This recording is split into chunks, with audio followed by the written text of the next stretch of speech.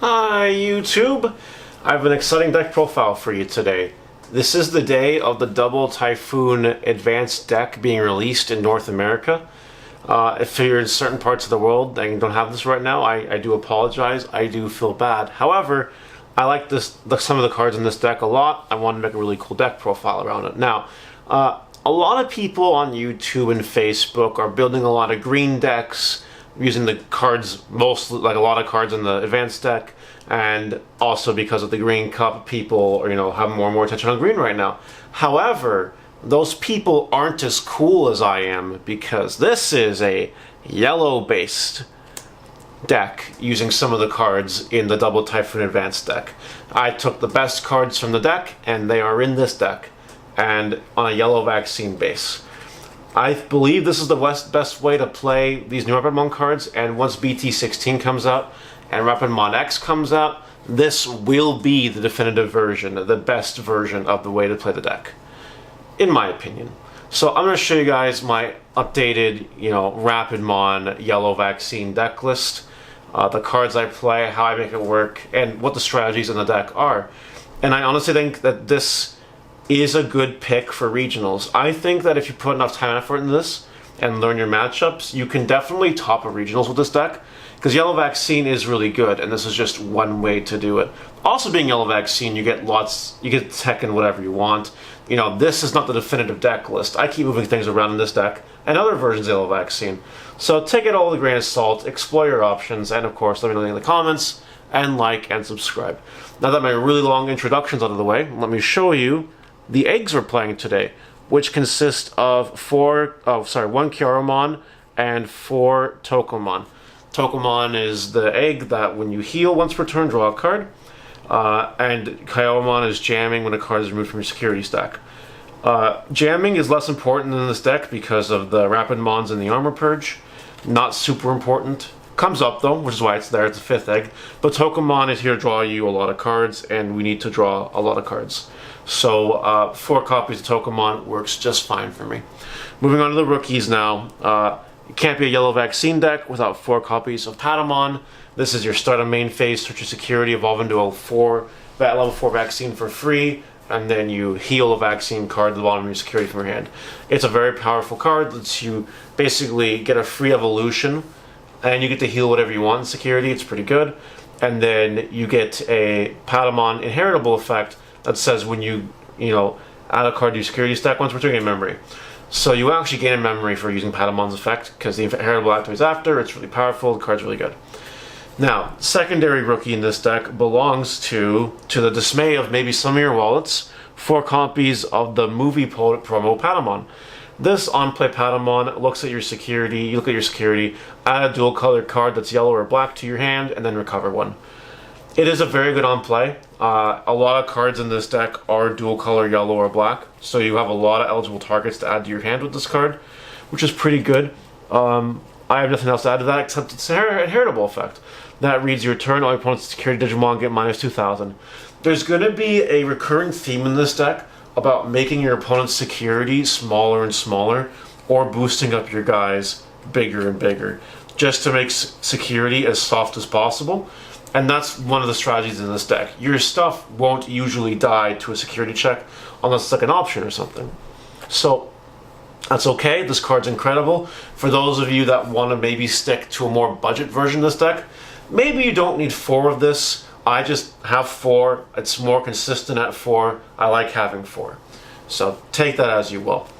But a good alternative, if you don't want to play 4 of these, is maybe play more Pillowmons. I'm only playing 2. It's a good floodgate. Players can't play Digimon by effects. It does harm a few decks in the format a little bit, like the Numemon deck and the Lugamon deck and a few others. Players can't play by effects.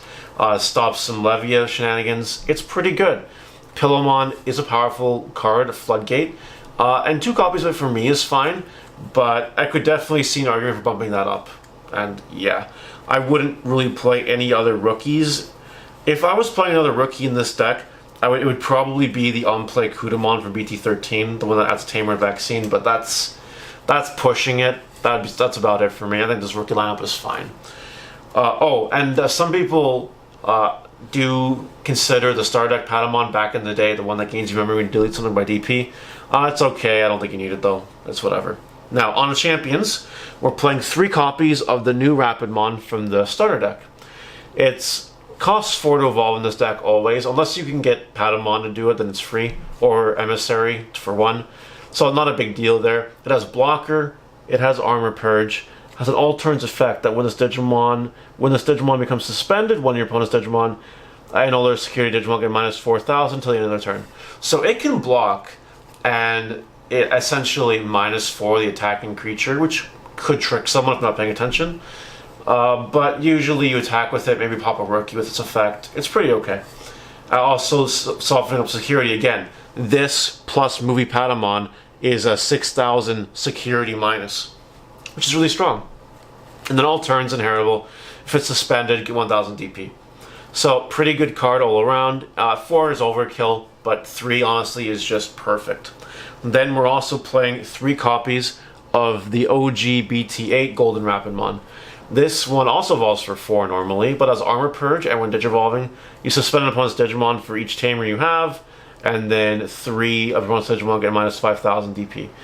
Suspended Digimon get minus 5,000 DP. So it's just there to evolve, blow up some things, or soften some things so you can kill them yourself. That's what that Rapidmon is there for. More of DP minusing pressure, board control, that kind of stuff. We're playing 2 copies of Zephyrmon because it's always good to have, a couple hybrids for game in your sleeve. It's always really good to have. Then we're playing 1 copy of GeoGreymon because it's limited to 1. Fetching Tamers out of security is obviously too broken, so we do play 1 copy of it. Of course, it's a vaccine, unlike the hybrids. And our last champion, I'm teching in 1 copy of Angemon, the BT14 one, that when attacking you can blow itself up to either get minus 5 to something, or tuck a virus Digimon outside the field to their security. And then on deletion, you can put it to the bottom of your security, and if you have a Tamer, you heal, hatch an egg, sorry. And on deletion, inheritable, you add a vaccine card from your hand to their security stack. It's all around a really good card, and it's there for those annoying virus cards. It's there for those really, really, really stupid and annoying virus cards. Like, there's a few of them, like this. I have one of these just chilling right now for some reason around here. So I figured I'd include it in the picture there.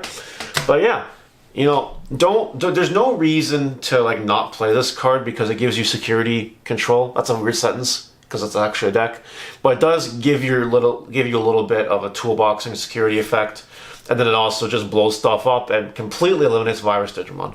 And of course, it's recurable because he always goes back to security. So it's a really good 1-of card. I usually play 2 in yellow vaccine, but this deck space is really tight, so I'm with 1.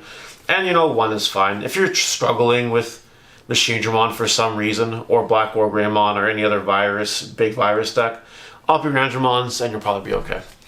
It is really important to have at least 1 though, because again, stuff like Machinedramon or Metal Greymon X BT11, they're immune to DP reduction, so that can be annoying for this deck in particular. Having the Angemon is just one solving problem for that.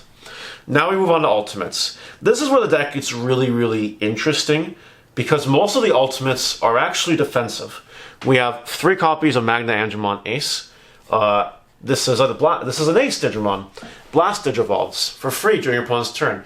One of the really cool things about this deck is that your Rapidmons will survive a little bit longer because they have Armor Purge.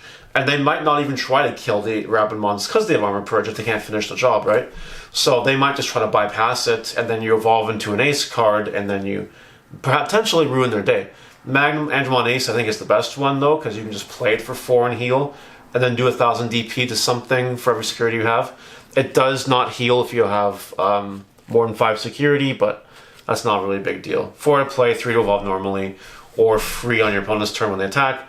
It is pretty good and can be used to do some really, really annoying things.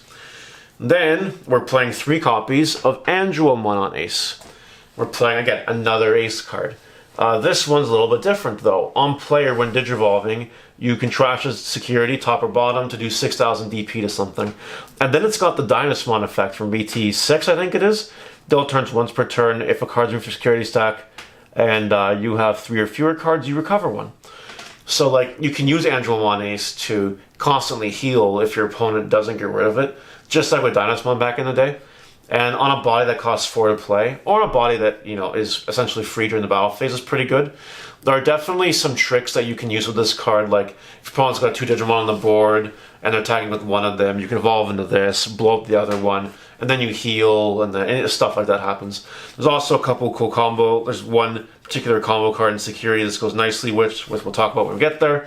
So all in all, you know, Angelo and Ace, cool card for the deck. Can't complain about too much. We do play one more ultimate in this deck, though. It might seem out of place, but it's actually pretty cool, pretty fire. Rise Greymon X Antibody. This is a dual color, so it does get added to your hand by Patamon. It's a one Digivolving that plays a Tamer from your hand. You will never get the other effect of blow stuff up, because we don't play Rise Greymon regular in this deck. But I wanted a backup ultimate that actually does something. That's Vaccine. And this card does fit those categories. It does get the once per turn, during your turn, sorry, you get 1000 DP every time you have. With your inheritable Patamon, that makes your opponent's security even less threatening. Like, honestly, it's a good card. I just want to be able to play my Tamers and trigger their own plays. And that's really what it's there for. And 4 evolution cost is steep, but again, we have Emissary. So like, it's not a big deal. If you want to just Emissary into it, it reduces a lot of your problems there. So enough on the ultimates there. Let's go to the Megas. We're, of course, playing 4 copies of Extremely Broken Venus Mommy, because when Digivolving, you blanket your opponent's board minus security 1 till the end of the turn, even if it leaves the field, and then while Venusmon's on the field, anything with a security attack modifier can't activate when attacking, when Digivolving, and can't attack it. It is a very powerful yellow Vaccine boss monster. I'm sold on it. The card is really good this format, except Leviamon. It's Leviamon, it's kind of like whatever. But I guess the rest of the format is pretty okay. Then we're playing 2 copies of something new from the starter deck, Mega Gargomon Ace. We're playing this because it can evolve right on your Rapidmons for 5, or you can just blast Digivolve, Mega Gargomon, whatever, okay, whatever. But anyway, he's always going on your Rapidmons. That's what he's there for. And has some really cool effects. First of all, it has Blocker and Reboot, which is, you know, a nice set of keywords to have. It's got a Wind Digivolving effect that suspends 2 of your opponent's Digimon or Tamers, and then 2 of your opponent's Digimon or Tamers can't unsuspend or Digivolve until the end of their turn. It's really interesting that they included the or Digivolve, because, like, you know, if you can, like, you could, first of all, prevents Tamers from becoming hybrids, which is really funny, but it prevents them from evolving at all. Like, they can't blast Digivolve, they can't Digivolve on their turn. It's pretty crazy. Like, it's really good. It's just a good stunning effect. It's a good hand trap. It's a good boss monster. It's just a good card. And then it also has a Wind Digivolving, end of attack. Once per turn, you may unsuspend this Digimon. That sounds fine to me, you know? It can attack twice. Maybe it has the Kiarmo and as jamming. Or maybe your security is a little bit soft, your opponent's security is softer because you have the inheritable movie Patamon there. So honestly, Mega Gargomon Ace is great for the deck. Good boss monster, good Mega, love to see it. We are playing one more level 6. We're playing 1 copy of Magnamon X Antibody. And all my cards fell, just like that. Embarrassing! Oh my god. Oh my god. Okay, anyway. So this thing costs 3 to evolve. It's got an opponent's turn effect that basically reads, when an opponent's Digimon attacks, if a card with armor form is its traits or X Antibody, you can redirect the targeted attack to that Digimon. So basically, if you have Rapidmons in the sources, you're good to go. And then all turns when it would be deleted, you put it at the top of your security instead, and save itself from deletion. It's really powerful ability. It's a good control card, and it's just nice to have sometimes to help with these more aggro decks flying around. You know, like Numon deck, for instance. You know, that can be really annoying. Redirecting is good. Anyway, last Digimon is 1 copy of Ruin Mode, because Ruin Mode is crazy. I don't have room for 2. I'd love to play 2. The deck space is really tight this time around. So 1 is fine. Everyone knows what Ruin Mode does, and -5s and -5s again, and then blows things up, and blah blah blah blah blah. Ruin Mode's broken. Okay, we're gonna move on to Tamers. We're playing 4 copies of the obvious yellow Vaccine Tamer, which is BT14 TK. Play it for 3. You add top card of security to your hand, and if you do, you can heal a Vaccine to your security, and then once per turn you suspend it and gain a memory if you put a card in your security. So, very good Tamer. You want to turn 1 if possible, or any time really after that is fine. Then we're playing 1 copy of Tamer TK because toolboxing security is cool. Only one, because we do play a couple cards in this deck that are not yellow. Shout out to Mega Gargomon Ace. I don't want to be caught in a trap like that. So one is fine. You only need one, really. It's not a big deal. And then the last time we're playing, instead of second TK, I'm trying one copy of Tai and Kari. There's a couple reasons to play Tai and Kari. It has the start of your turn effect, which gains you memory if you have 3 or less, and gains memory for opponents 3 or less. It's really easy to get your opponent to 3 or less security, and then take a break, and then rally your resources to finish them off in one turn. Tai and Kari is just going to get you that extra memory, which is fine. And then your turn, you can attack. When you attack, you suspend it, do minus 2,000 less to your opponent's security. So like it's another security debuff, making it even more likely for your opponent's stuff making your stuff survive in security. There's one more secret reason why we play this card, and we'll get to it when we talk about the options. So we'll move on to options now. We're playing 4 copies of Adversary of Hope. It's basically HPD for Yellow Vaccine. I don't have any other way to word it. You activate it, you evolve into something from security for 1. That's an appropriate target, obviously. And then if you have TK on board, you recover 1, which you always should. Security effect, you'll play a Patamon, and then you add Emissary to your hand. It's just a super powerful card in Yellow Vaccine. There's no reason not to play some copies of it. Then we're playing 3 copies of Training. I want to play 4. Deck space is really tight because we're playing some tech cards. But if you want to play 4 trainings, we're talking about a few tech cards here in a second that you can cut for 1 more training, and I wouldn't blame you for doing that. Card's pretty good though. 3 is like the absolute lowest. Absolute lowest. Fun fact, I did miss with the training 1 time ever in this deck in my matches I tested with it, because I hit both Mega Gargomon Aces off the top, which was really sad. But, you know, that should theoretically never happen, so I'll leave you with that. We're playing a card that I've been alluding to for a while in this deck profile. 1 copy of Revelation of Hope. Revelation of Light. This card, if you trash it for security, you activate the security effect. The security effect gives -5 to your opponent's board till the end of their turn, and end of your turn, sorry. So like it's a pseudo ruin mode, which is one reason why I'm okay playing 1 ruin mode. It can act as a ruin mode if you can hit in security or trash it with Antibody Ace, pretty good. Its main effect is really cool. So you search a security stack, you can play a level 4 lower yellow card, Digimon card, without paying the cost.